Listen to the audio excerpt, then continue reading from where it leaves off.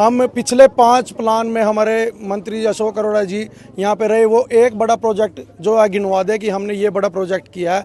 और हम इतने प्रोजेक्ट हमारी सरकार में 10 साल में पिछले में बीजेपी ने किए हैं। हमारे गांव को ही आयुष यूनिवर्सिटी इस सरकार ने दिया, हम इसको भूल नहीं सकते। मनजीव जी, विपक्ष जो है वो कहीं ना कहीं खर्ची पर्ची की भी बात करता है कि भाजपा सरकार खर्ची पर्ची के साथ काम करती है। विपक्ष तो ऐसा है, भाजपा सरकार बिना खर्ची बिना पर्ची का काम कर रही है।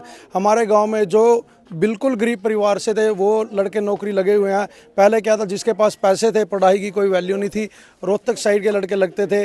अब हमारे यहाँ लोकल में सब सरकारी नौकरियाँ मिल रही हैं और वो खुद ही समझदार हैं, उनको कहने की वोट के लिए कहने की कोई ज़रूरत नहीं है। तो कहीं ना कहीं प्रधानमंत्री भी कुरुक्षेत्र में पहुंचे थे और उन्होंने योजनाओं के बारे में भी बात करी थी। जो 70 वर्षीय बुजुर्ग है उनके लिए आयुष्मान कार्ड की योजना दी गई है, तो आप उसको किस नज़र में? वो भी बहुत अच्छी योजनाएं हमारे लिए यहाँ पे दी गई हैं भाजपा सरकार द्वारा। 70 वर्ष से अलग भी जो जिसका भी 1,80,000 से इनकम ज़्यादा है या कम है, उसमें कोई सब रोल ख़त्म करके यहाँ पे सबका आयुष्मान कार्ड 70 वर्ष के बाद। और एक जो अपना बसों में ट्रैवल फ्री है।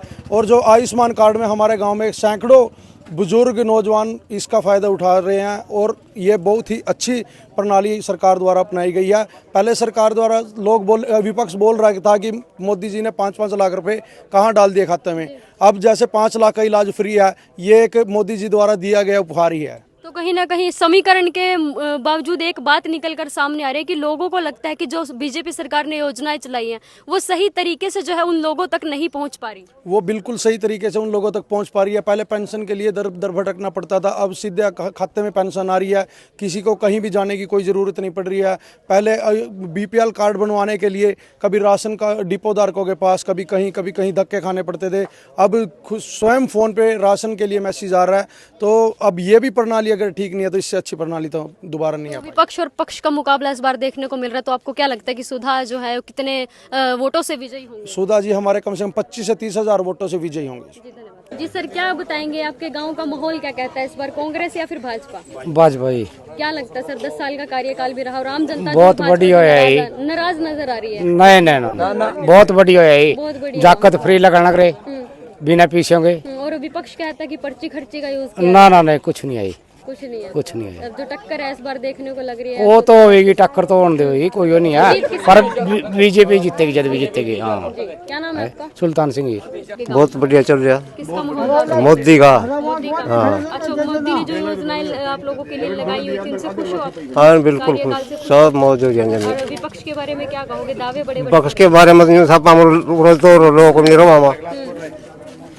तो आपको सही लगता है इस बार भाजपा? बिल्कुल। क्या नाम है आपका? राजकिशन। बताएंगे आपके गांव में किसका माहौल सबसे ज्यादा चल रहा है? बीजेपी के। तो मतलब पक्ष भी और विपक्ष दोनों की टक्कर इस बार? दोनों, हाँ, बराबर टक्कर आ रही। तो आपको क्या लगता है? बीजेपी के लग रहा है मेरे गाँव में से। तो मतलब आपके गांव में कार्य अच्छे करे? नहीं, बहुत अच्छे कार्य करेगी, बहुत अच्छे।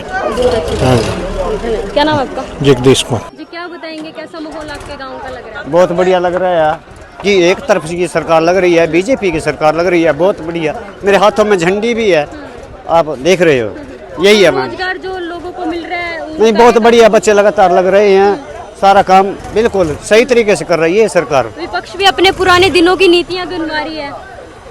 सर बात तो ये है, वो अपनी नीति करवा रही है, जो इस सरकार ने इस युग में काम किया है, बहुत बढ़िया बेहतर काम किया है। धन्यवाद। अच्छा, क्या बताएंगे, आप एक युवा हो तो इस बार जो है पहले युवा जो है वो पहली बार मत करेंगे, तो आप क्या चुनाव की अपील करते हो, कैसा नेता चाहिए इस बार? हमें ऐसा नेता चाहिए जो युवाओं के लिए रोजगार दे।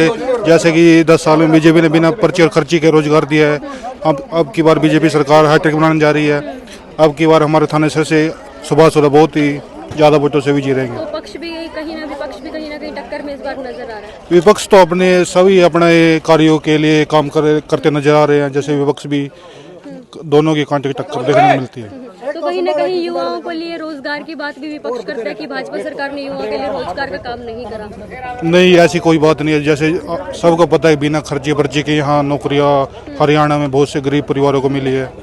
तो आपके गांव की वोट इस बार किस कैंडिडेट के पास जाने वाली है? हमारे गांव में तो एक तरफा बीजेपी का माहौल है, जैसा आप देख ही रहे हैं। जी, क्या नाम है सर आपका? अंकुश कुमार। जी, क्या नाम है आपका? मेरा नाम अकबर खान है। सर, क्या बताएंगे, कैसा माहौल आपके गांव में? बीजेपी का हमारे गांव में बल्ले बल्ले है, पूरे कुरुक्षेत्र डिस्ट्रिक्ट में पूरे बल्ले बल्ले है। विपक्ष इस बार टक्कर में दिखाई दे रहा है, तो क्या लगता है आपको? कुछ नहीं विपक्ष का, हमारे जो हमारे विधायक जी हैं सुधा जी, बल्ले बल्ले हैं मतलब गांव में कार्य अच्छे हैं आपके। बिल्कुल। तो कहीं ना कहीं विपक्ष एक बात का जिक्र करता है कि कहीं ना कहीं कुरुक्षेत्र शहर को विकास की ओर ले जाने की बात कही थी, अच्छा बनाने की बात कही थी, लेकिन पशु जो है वो हमारा पशु गलियों में घूमते हैं तो एक कारण विकास की गति देता है। हमारे विधायक जी ने ये पशुओं के बारे में सिस्टम बनाया हुआ है, और जो हमारा पशु है हमारे यूनिवर्सिटी के वहाँ पर जो जमीन पड़ी है वहाँ पर विराजमान कर दिया। सड़कों का मुद्दा भी देखने को मिला। सड़कों में विधायक जी ने बहुत काम किया, A1 सड़कें बनाई हुई है।